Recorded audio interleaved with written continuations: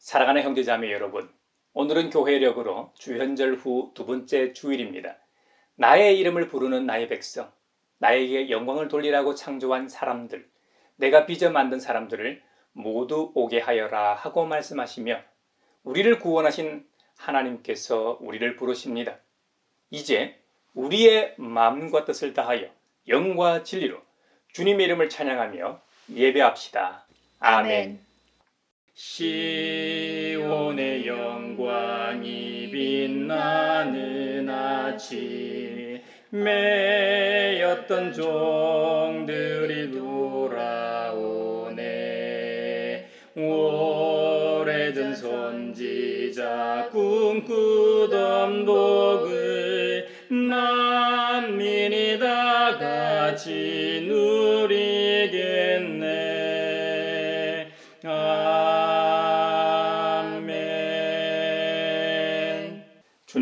주님이 한결같은 사랑은 하늘에 가득 차 있고 주님의 미쁘심은 궁창에 사무쳐 있습니다. 주님의 의로우심은 우람한 산줄기와 같고 주님의 공평하심은 깊고 깊은 심연과도 같습니다. 주님은 사람과 짐승을 똑같이 돌보십니다. 하나님, 주님의 한결같은 사랑이 어찌 그리 값집니까? 사람들이 주님의 날개에 그늘 아래로 피하여 숨습니다. 주님의 집에 있는 기름진 것으로 그들이 배불리 먹고 주님이 그들에게 주님의 시내에서 단물을 마시게 합니다. 생명의 샘이 주님께 있습니다. 우리는 주님의 빛을 받아 환히 열린 미래를 봅니다. 주님을 사랑하는 사람들에게는 주님께서 친히 한결같은 사랑을 베풀어 주십시오. 마음이 정직한 사람에게는 주님의 의를 변함없이 베풀어 주십시오. 아멘. 아멘.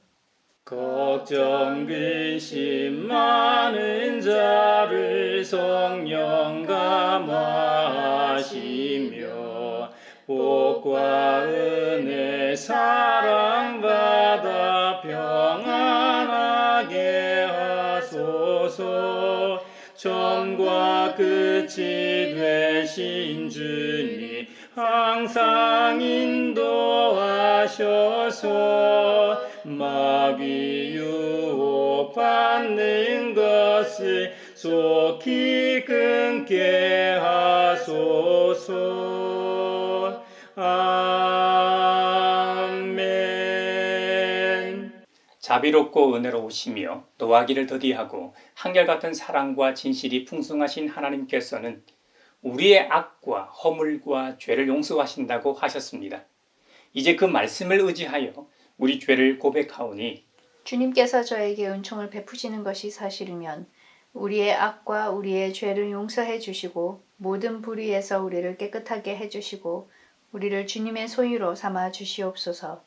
내 맘속을 비추시는 주님 어둠에서 나를 지켜주소서.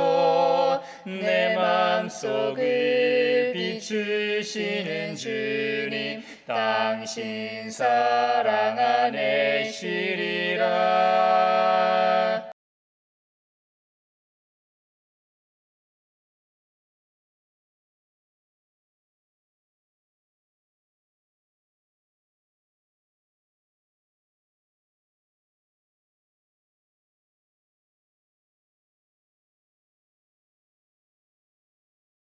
내 이름으로 일컫는 나의 백성이 스스로 겸손해져서 기도하며 나를 찾고 악한 길에서 떠나면 내가 하늘에서 듣고 그 죄를 용서하여 주며 그 땅을 다시 번영시켜 주겠다고 약속하신 우리 아버지 하나님께서 여러분의 죄를 용서하셨음을 주님의 이름으로 선언합니다.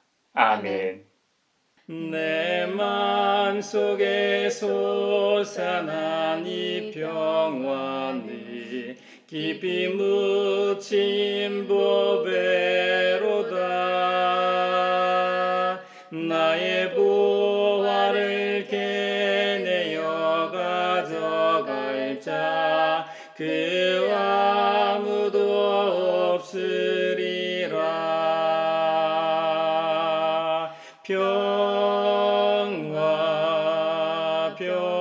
평화로다. 하늘 위에서 내려오네. 그 사랑의 물결이 영원토록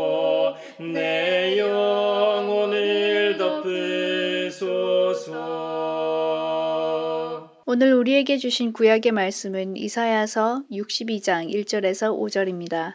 하나님의 말씀을 경청하십시오. 시온의 의가 빛처럼 드러나고 예루살렘의 구원이 횃불처럼 나타날 때까지 시온을 격려해야 하므로 내가 잠잠하지 않겠고 예루살렘이 구원받기까지 내가 쉬지 않겠다. 이방 나라들이 내게서 의가 이루어지는 것을 볼 것이다. 뭇 왕이 내가 받은 영광을 볼 것이다. 사람들이 너를 부를 때에 주님께서 내게 지어주신 새 이름으로 부를 것이다. 또한 너의 주님의 손에 들려있는 아름다운 면류관이 될 것이며 하나님의 손바닥에 놓여있는 왕관이 될 것이다. 다시는 어느 누구도 너를 두고 버림받은 자라고 하지 않을 것이며 다시는 너의 땅을 일컬어 버림받은 아내라고 하지 않을 것이다. 오직 너를 하나님께서 좋아하시는 여인이라고 부르고 내 땅을 결혼한 여인이라고 부를 것이니 이는 주님께서 너를 좋아하시며 내 땅을 아내로 맞아주는 신랑과 같이 되실 것이기 때문이다. 총각이 처녀와 결혼하듯이 너의 아들들이 너와 결혼하며 신랑이 신부를 반기듯이 내 하나님께서 너를 반기실 것이다. 아름답고 귀한 말씀 생명샘이로다. 아름답고 귀한 말씀 생명샘이로다. 오늘 우리에게 주신 서신의 말씀은 고린도전서 12장 1절에서 11절입니다. 하나님의 말씀을 경청하십시오. 형제자매 여러분, 신령한 은사들에 대하여 여러분이 모르고 지내기를 나는 바라지 않습니다. 알다시피 여러분이 이방 사람일 때에는 여러분은 이리저리 끄는 대로 말 못하는 우상에게로 끌려다녔습니다. 그러므로 나는 여러분에게 알려드립니다. 하나님의 영으로 말하는 사람은 아무도 예수는 저주를 받아라 하고 말할 수 없고 또 성령을 힘입지 않고서는 아무도 예수는 주님이시다 하고 말할 수 없습니다. 은사는 여러 가지지만 그것을 주시는 분은 같은 성령님이십니다. 섬기는 일은 여러 가지지만 섬김을 받으시는 분은 같은 주님이십니다. 일의 성과는 여러 가지지만 모든 사람에게서 모든 일을 하시는 분은 같은 하나님이십니다. 각 사람에게 성령을 나타내 주시는 것은 공동 이익을 위한 것입니다. 어떤 사람에게는 성령을 통하여 지혜의 말씀을 주시고 어떤 사람에게는 같은 성령을 따라 지식의 말씀을 주십니다. 어떤 사람에게는 같은 성령으로 믿음을 주시고 어떤 사람에게는 같은 성령으로 병 고치는 은사를 주십니다. 어떤 사람에게는 기적을 행하는 능력을 주시고 어떤 사람에게는 예언하는 은사를 주시고 어떤 사람에게는 영을 분별하는 은사를 주십니다. 어떤 사람에게는 여러 가지 방언을 말하는 은사를 주시고 어떤 사람에게는 그 방언을 통역하는 은사를 주십니다. 이 모든 일은 한 분이신 같은 성령이 하시며 그는 원하시는 대로 각 사람에게 은사를 나누어 주십니다. 아름답고 귀한 말씀 생명샘이로다. 아름답고 귀한 말씀 생명샘이로다. 오늘 우리에게 주시는 복음의 말씀은 요한복음서 2장 1절로 11절입니다. 주님의 말씀을 경청하십시오. 사흘째 되는 날에 갈릴리 가나에 혼인잔치가 있었다. 예수의 어머니가 거기 계셨고 예수와 그의 제자들도 그 잔치에 초대를 받았다. 그런데 포도주가 떨어지니 예수의 어머니가 예수에게 말하기를 포도주가 떨어졌다 하였다. 예수께서 어머니에게 말씀하셨다. 여자여, 그것이 나와 당신에게 무슨 상관이 있습니까? 아직도 내 때가 오지 않았습니다. 그 어머니가 일꾼들에게 이르기를 무엇이든지 그가 시키는 대로 하세요 하였다. 그런데 유대 사람의 정결 예법을 따라 거기에는 돌로 만든 물 항아리 6이 놓여 있었는데 그것은 물 2세 동이들이 항아리였다. 예수께서 일꾼들에게 말씀하셨다. 이 항아리에 물을 채워라. 그래서 그들은 항아리마다 물을 가득 채웠다. 예수께서 그들에게 말씀하시기를 이제는 떠서 잔치를 맡은 이에게 가져다 주어라 하시니 그들이 그대로 하였다. 잔치를 맡은 이는 포도주로 변한 물을 맛보고 그것이 어디에서 났는지 알지 못하였으나 물을 떠온 일꾼들은 알았다. 그래서 잔치를 맡은 이는 신랑을 불렀어 그에게 말하기를 누구든지 먼저 좋은 포도주를 내놓고 손님들이 취한 뒤에 덜 좋은 것을 내놓는데 그대는 이렇게 좋은 포도주를 지금까지 남겨두었구려 하였다. 예수께서 이 첫 번 표징을 갈릴리 가나에서 행하여 자기의 영광을 드러내시니 그의 제자들이 그를 믿게 되었다. 이것은 주님의 말씀입니다. 하나님 감사합니다. 아름답고 귀한 말씀 생명샘이로다. 아름답고 귀한 말씀 생명샘이로다. 사회를 위하여 기도합니다. 지난 11일 광주에서 신축 아파트가 공사 중 붕괴되어 노동자 1명이 죽고 5명이 실종되었습니다. 1명이 발견되어 구조를 기다리고 있는 상황입니다. 공사를 너무 빨리 진행하다 보니 공사가 부실했고 결국 사상자까지 나는 일이 현대산업개발 사업으로는 7개월 만에 2번째입니다. 낙하물도 계속 떨어지고 추운 날씨에 수색과 구조가 쉽지 않은 상황이지만 모든 실종자들을 하루빨리 안전하게 찾을 수 있게 하소서. 중대재해처벌법이 도입되기 전에 일어난 일이지만 건설업체인 현대산업개발은 사고의 책임을 지게 하소서.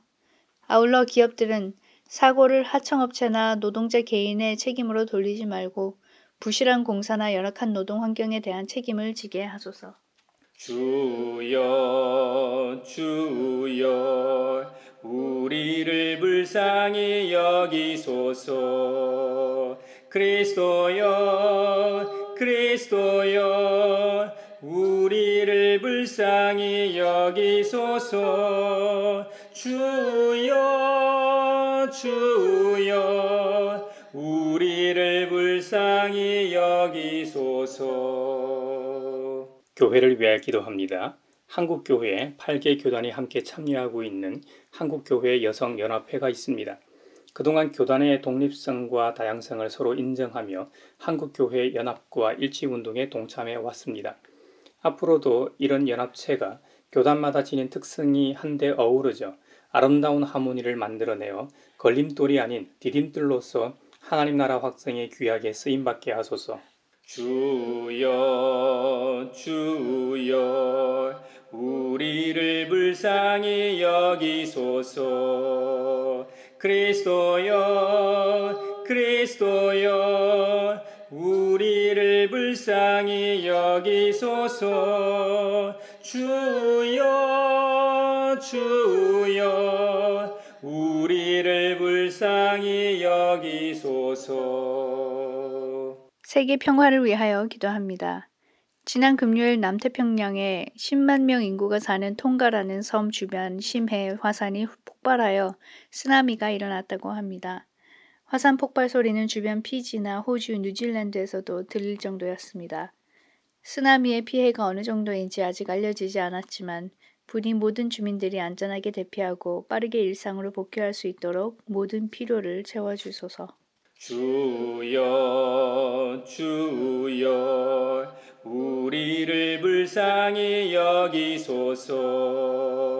그리스도여 그리스도여 우리를 불쌍히 여기소서. 주여 주여 우리를 불쌍히 여기소서. 요한복음 2장에 보면 하나님의 아들 구세주이신 예수님이 이 세상에서 처음으로 기적을 행하신 사건이 기록되어 있습니다. 그 기적을 개역 개정판에서는 표적이라고 하고 우리가 보고 있는 새번역 성경에서는 표징이라고 번역하였습니다. 한마디로 겉으로 드러난 자취, 특징, 상징을 의미한다는 것입니다. 어떤 사인이라는 것이죠. 원어 성경에서는 헬라어로 세메이온으로 기록되어 있습니다. 세메이온. 성경에서는 이 세메이온이 어떤 사람을 알아볼 수 있는 표시인 사인이었습니다. 특히 요한복음에서는 예수님의 기적들을 통해 그분의 영광을 나타내시고 하나님의 아들로서의 그의 사명을 드러내시는 사인으로서의 표정이었던 것이죠. 반면 다른 복음서에서 똑같은 단어인 세메이온이 능력이나 놀라운 일로 사용되었습니다. 그 말은 다른 공간 복음서와는 달리 요한복음에서는 예수님께서 행하신 이적, 기적은 하나님 나라의 약속이 예수님 자신 안에서 실현된다는 의미입니다. 바로 예수님을 통하여 실현됨을 나타내는 표적, 사인이라는 의미입니다. 예수님을 통해 하나님 나라를 보여주신다는 것이죠. 그런 의미에서 예수님은 하나님께서 보내신 분이 맞음을 증명하는 것입니다. 이제 예수님의 첫 표징인 그 사건으로 들어가 봅시다. 예수님께서 세례자 요한에게 물세례를 받으신 후 3일째 되던 날이었습니다. 팔레스타인 북부 지역인 갈릴리 가나에서 혼인잔치가 열렸습니다. 이 본문에서 구체적인 시간과 장소를 언급하는 것은 이것이 비유적이거나 비역사적인 문학적 구성이 아니라 이것은 분명한 역사적 사건임을 강조하는 것입니다. 그 혼인잔치에서는 예수님의 어머니 마리아와 예수님과 예수님의 제자들도 함께 초대를 받았습니다. 물론 갈릴리 가나는 예수님의 고향인 나사렛에서 북쪽으로 약 12km 떨어진 곳으로 그리 멀지 않은 곳에 있는 마을이었습니다. 이곳은 예수님과 영생에 관하여 토론했던 나다나엘의 고향이었고 가버나움에 사는 왕의 신하의 병을 고쳐주신 곳도 바로 갈릴리 가나였습니다. 이 가나에서 한 결혼식이 열렸던 것이죠. 지금은 그렇지 않습니다만 제가 어렸을 때만 해도 시골에서 결혼식이 있으면 온 마을의 잔치였습니다. 그렇다면 2000년 전은 어땠을까요? 세계 어느 곳을 막론하고 온 마을의 축제였을 겁니다. 그 결혼식에는 마을 주민은 물론 많은 사람들이 초대돼 함께 축하하고 즐기는 자리였습니다. 그곳에서 이런 일이 벌어졌습니다. 포도주가 부족한 사태가 발생했습니다. 다른 어떤 음식보다 포도주가 필수품이었기 때문입니다. 유대인들 잔치에서 포도주가 얼마나 중요했던지 랍비들은 말하길 포도주가 없으면 기쁨이 없다라고 말하기까지 했다는 겁니다. 이들이 술주정꾼이었다는 말이 아닙니다. 포도주가 필수품이었지만 술에 취하는 것은 또한 큰 수치였다고 합니다. 그래서 실제로 술과 물을 2대3의 비율로 섞어서 마셨다고 합니다. 팔레스타인에서 손님을 초대하고 접대하는 행위는 성스러운 것으로 받아들여졌습니다. 잔치에서 준비한 것이 모자란다는 것은 신랑 신부에게는 굉장한 수치였을 겁니다. 결혼식 음식이 부족하다는 말을 들었을 때 결혼식 관계자들은 당혹스러웠을 겁니다. 이때 예수님의 어머니 마리아가 일꾼들에게 아들 예수가 시키는 대로 하라고 명하게 됩니다. 그리고 예수님은 일꾼들에게 빈 항아리에 물을 가득 채운 다음 결혼식에 참석한 손님들에게 갖다 나눠주라고 명합니다. 시키는 대로 했더니 이전보다 더 맛있는 이 포도주였다는 겁니다. 물이 변하여 포도주가 되었다는 이야기입니다. 이것이 예수님이 이 땅에 오셔서 처음 행하신 표적이며 이 일로 예수님의 제자들이 예수님을 확실하게 믿게 되었다는 것입니다. 신약 27권 정경에는 채택되지 못했지만 20대의 콥티 복음서 중 하나는 마리아가 이 잔치의 주인공인 신랑의 이모라고 말하고 있습니다. 또한 다니엘론자의 서문이라고 불리는 신약 성경의 여러 책에 대한 이 일련의 서문이 있는데 이 서문에 보면 이 잔치의 신랑은 다름 아닌 요한 자신이었고 그의 어머니는 살로메로서 마리아의 자매라고 기록되어 있다고 합니다. 성경 본문 외에 있는 이런 기록들이 사실인지 아닌지는 모르지만 마리아가 혼인잔치의 혼주와 아주 가까운 사이였다는 것은 분명한 것 같습니다. 그렇기 때문에 마리아가 혼인잔치집 일꾼들에게 명령하고 지시할 수 있었던 것이죠. 마리아가 혼인잔치에 초대받은 손님 중 하나였다면 어떻게 잔치를 돕고 있는 스태프들에게 지시를 내릴 수 있었겠습니까?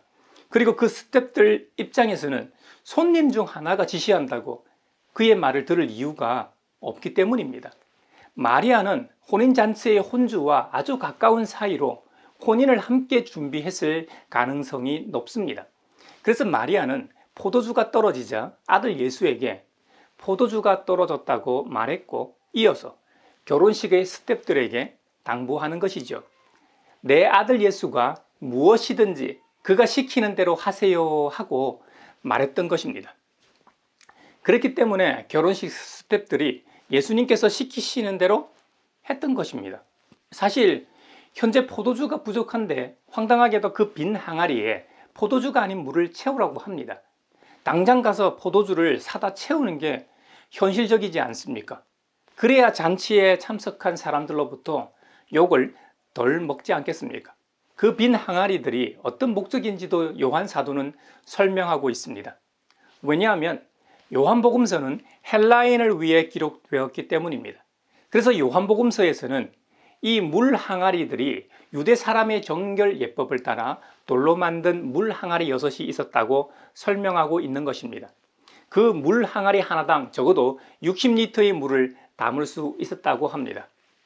우리가 즐겨 먹는 삼다수 2리터 큰 물병 30개는 좋게 들어가는 항아리였다는 말입니다. 그런 항아리가 6개 있었으니 적어도 180개의 삼다수 페트병이 있었다고 상상하시면 쉽게 이해가 되실 겁니다. 믿음이 없는 분들 중에는 갈릴리 가나 혼인잔치에서 예수님께서 모친 마리아를 향해 어머니라고 부르지 않고 여자여라고 부른 것이 부적절하다고 지적하기도 합니다. 얼핏 보면 맞는 말 같습니다. 버르장머리 없는 것 같기도 합니다. 이 여자라는 말은 대단히 거칠고 퉁명스럽게 들리지만 이 호칭은 예수님께서 십자가 도상에서 마지막으로 모친에게 했던 말이기도 합니다. 주님은 죽을 때까지 버르장머리 없는 아들로서 불효막심한 채로 죽은 셈이죠.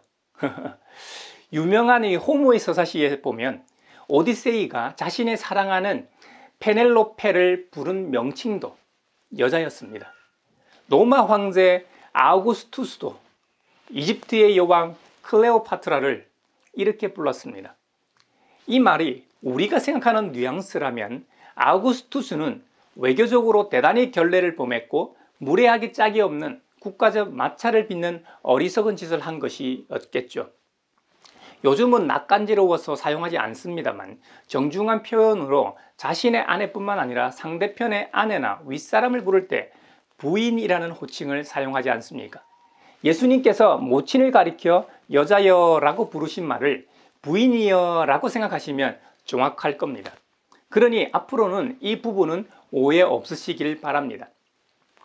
혼인잔치 책임을 맡으니 즉 연회장이 물로 된 포도주를 맛보고 신랑을 불러서 칭찬하는 장면이 나옵니다.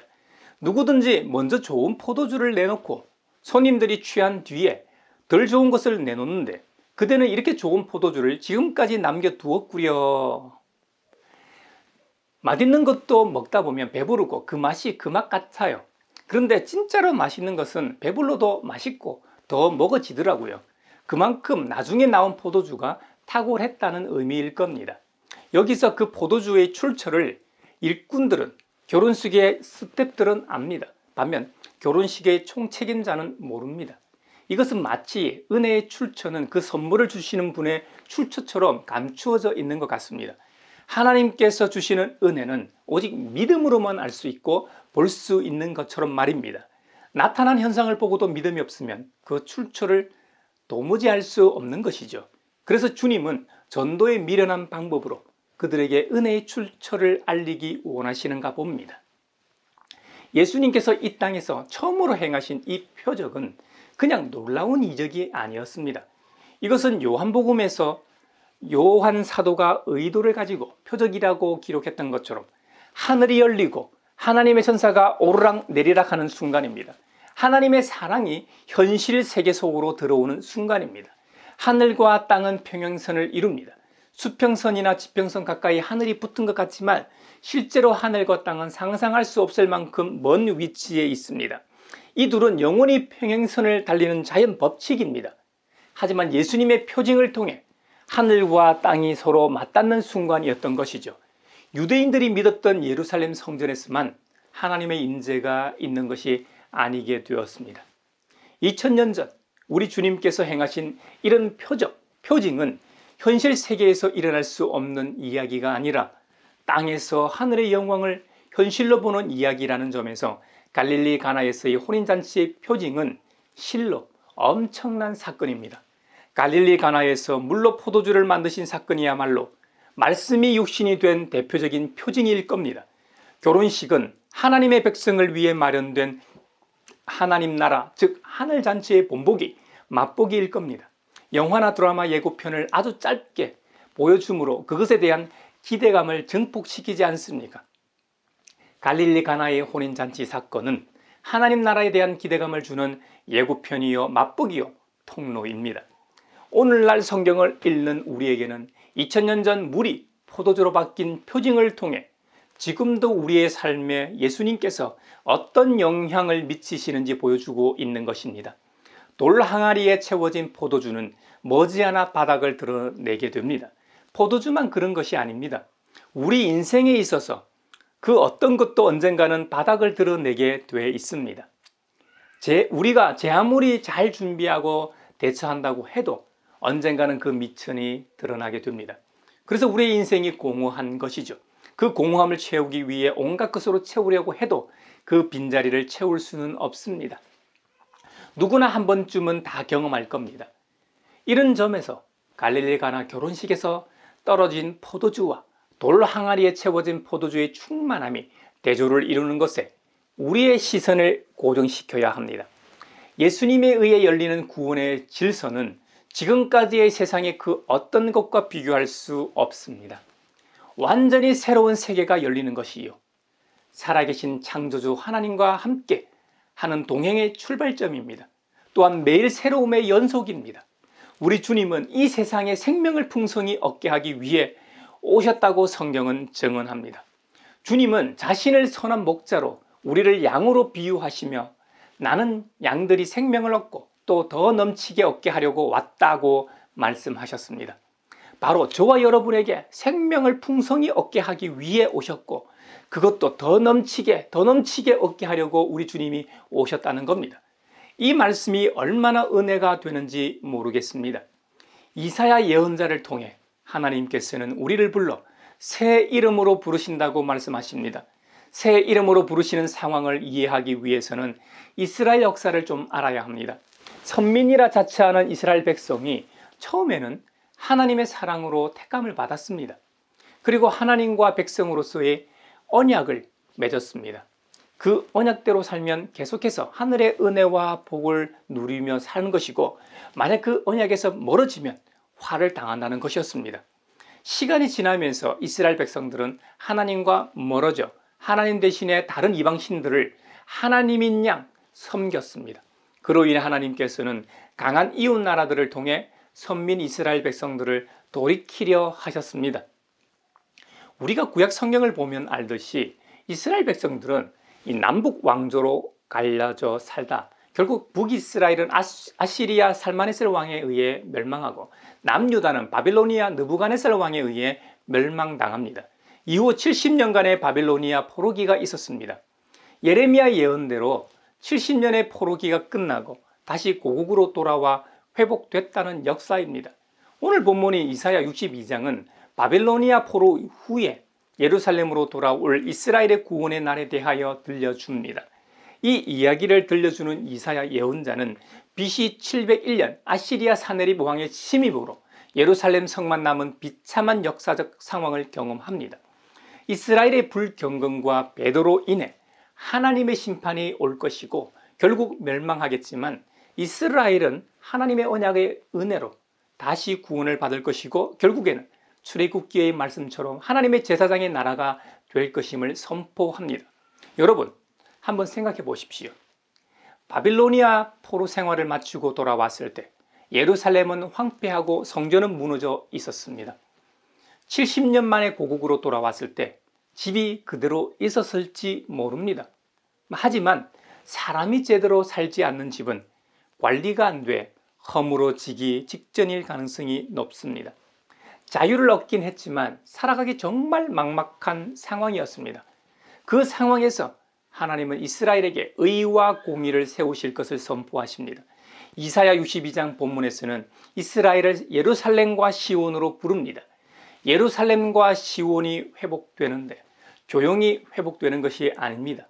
이들의 회복을 공개적으로 확실히 밝히십니다. 열방과 열왕이 보게 된다는 겁니다. 이사야 62장에서는 이스라엘이 멸망한 것을 버림받은 자, 즉 아주바라고 표현하고 이스라엘 백성들이 살던 땅을 일컬어 황무지, 황폐한 땅, 즉 세마마라고 불렀다는 겁니다. 이 황폐한 땅을 새 번역 성경에서는 결혼에 빗대어 버림받은 아내라고 번역하였습니다. 버림받은 아내.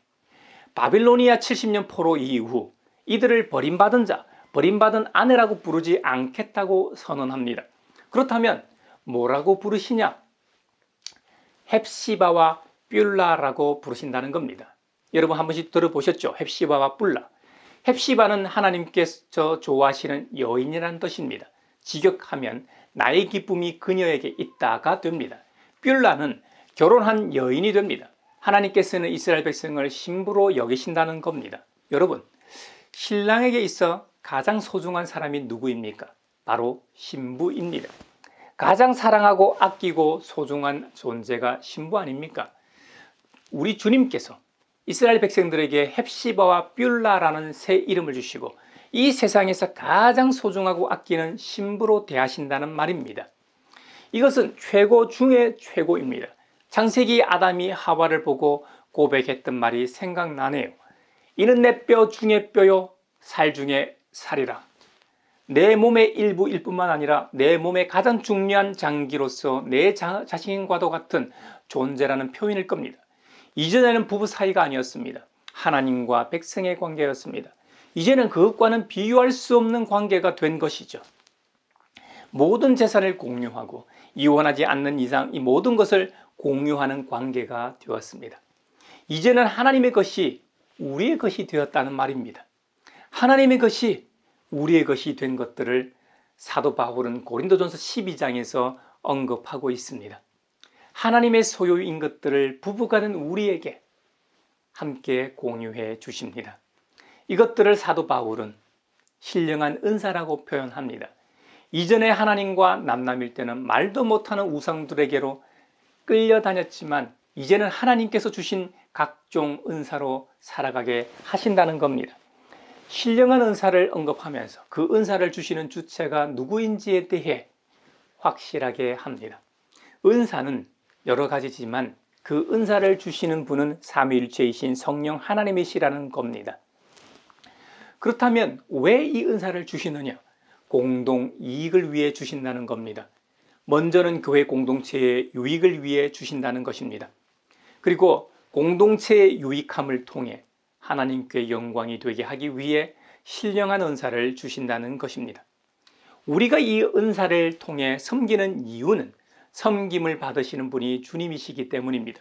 그리고 우리가 이것저것 섬기는 모든 일들에는 은사를 통해 하나님께서 직접 일하고 계심을 강조하고 있습니다. 우리 모두에게는 저마다 한 가지씩은 은사가 있습니다. 우리가 예수님을 나의 구주, 나의 하나님으로 고백하기 전에는 없었지만 믿고 난 이후에는 성령의 선물을 하나씩은 다 받았습니다. 여러분은 어떤 은사를 받으셨는지 한번 잘 들어보십시오. 어떤 사람에게는 성령을 통하여 지혜의 말씀을 주십니다. 또 어떤 사람에게는 같은 성령을 따라 지식의 말씀을 주십니다. 어떤 사람에게는 같은 성령으로 믿음을 주십니다. 또 어떤 사람에게는 같은 성령으로 병 고치는 은사를 주십니다. 어떤 사람에게는 기적을 행하는 능력을 주십니다. 또 어떤 사람에게는 예언하는 은사를 주십니다. 또 어떤 사람에게는 영을 분별하는 은사를 주십니다. 어떤 사람에게는 방언을 말하는 은사를 주십니다. 또 어떤 사람에게는 그 방언을 통역하는 은사를 주십니다. 여러분, 이 외에도 로마서에서는 믿음의 정도에 맞게 예언하는 은사를 주셨고 섬기는 은사, 가르치는 은사, 권면하는 은사, 나눔의 은사, 지도하는 은사, 자선을 베푸는 은사를 주셨다고 합니다. 그리고 에베소서에서는 사도, 선지자, 복음 전도하는 자, 목사와 교사와 같은 직분으로 은사를 언급하기도 합니다. 그 외에도 갈라디아서 5장에서는 9가지의 성령의 열매를 언급하기도 합니다. 남녀가 결혼하여 한 가정을 이루고 삽니다. 가정이 화목해야 행복하고 살만하지 않습니까? 반면 가정이 불화하면 어떻습니까? 퇴근하거나 밖에서 일을 보고 집으로 들어가고 싶겠습니까? 그건 아마 지옥일 겁니다. 우리 아이들도 마찬가지입니다. 아이들에게 있어 가장 소중한 곳은 또래 집단이 아닙니다. 그 시기마다 또래가 중요한 것은 분명 맞지만 그 친구들이 우리 아이들의 인생을 책임지는 것은 아닙니다. 가정의 부모는 아이들을 낳고 싫으나 좋으나 목숨같이 여깁니다. 이것이 가정입니다. 그런 가정이 소중하듯이 교회는 그리스도의 몸입니다. 건강한 몸의 특징은 몸의 각 부분이 전체를 위해 각기 제구실을 다하는 데 있습니다. 하나된 통일성은 획일화된 것을 의미하지는 않을 겁니다. 그래서 교회 안에는 여러 가지 은사와 직분이 존재하는 것입니다. 다양성을 통해 하나님께서는 공동의 유익을 추구하게 하고 영광을 받으신다는 것이죠. 우리 모두는 믿음으로 주 예수님을 나의 주님으로 영접했기에 교회의 한 구성원이 되었습니다. 오늘 우리는 신랑 신부 결혼식을 통해 부부가 된 이스라엘을 통해 우리 자신을 반추해 보았습니다. 이사야 예언자의 말처럼 예전에 예수님 믿기 전에 우리는 버림받은 자였습니다. 버림받은 황무지와 같은 버림받은 아내였습니다. 오갈 데 없어 좀 더 쳐보고 재물을 모아보기도 하고 학문과 과학이 최고인 줄 알고 쫓아 산 적도 있었을지 모릅니다. 그때 우리에게는 참 행복이 없었습니다. 참 평화가 없었습니다. 한 문제를 풀고 나면 또 다른 문제에 봉착하곤 했습니다. 하지만 예수님 믿고 난 이후 우리에게는 새 이름이 주어졌습니다. 하나님께서 좋아하시는 여인 헵시바가 되었습니다. 그것도 결혼한 여인 뷸라가 되었습니다. 하나님과 우리는 이제 신랑 신부로서 한 부부가 되었다고까지 비유를 드십니다. 이제 하나님의 모든 것이 우리의 것이 되었습니다. 하나님과 우리 사이에는 모든 것을 공유하는 사이가 되었다는 의미입니다. 컴퓨터 2대 이상을 연결하면 함께 공유할 수 있게 됩니다. 공유하는 단계에 따라 0%에서 100%까지 공유가 가능합니다. 하나님께서는 예수 그리스도를 통해 우리에게 100%를 공유하십니다. 그 축복의 공유를 누리시는 여러분을 축복합니다. 아직 하나님의 것을 공유하지 못하신 분들을 초대합니다. 주님께로 나오십시오.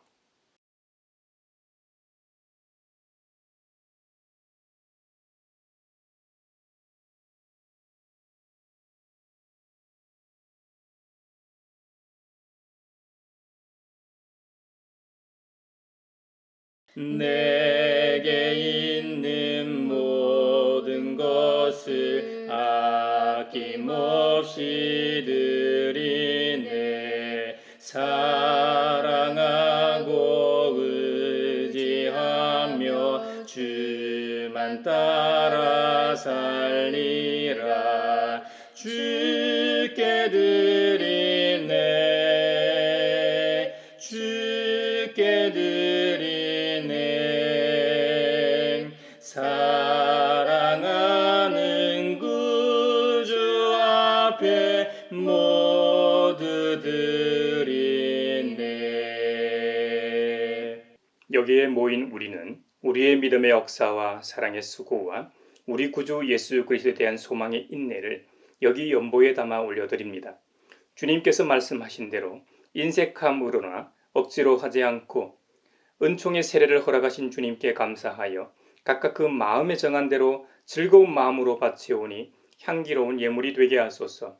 은혜의 주님, 우리의 정성을 어여삐 여기시어 주님께서 베푸신 은혜에 비하면 보잘것없지만 말씀하신 대로 미리 구별하여 드리오니 기쁘게 받으시옵소서. 우리의 가진 것이 비록 적어도 바치는 기쁨은 더 커지고 비록 버는 것이 적어도 나누는 즐거움은 더욱 넘쳐 우리 믿음의 소문이 각처에 퍼지게 하소서. 우리 주 예수 그리스도 이름으로 감사하며 기도하옵나이다. 아멘. 그 선한 힘에 고요히 감사하여 그 놀라운 평화를 누리며 나 그대들과 함께 걸어가네. 나 그대들과 하늘을 여네. 지나간 허물 어둠의 날들이 무겁게 내 영혼 짓눌러도 오 주여 우릴 외면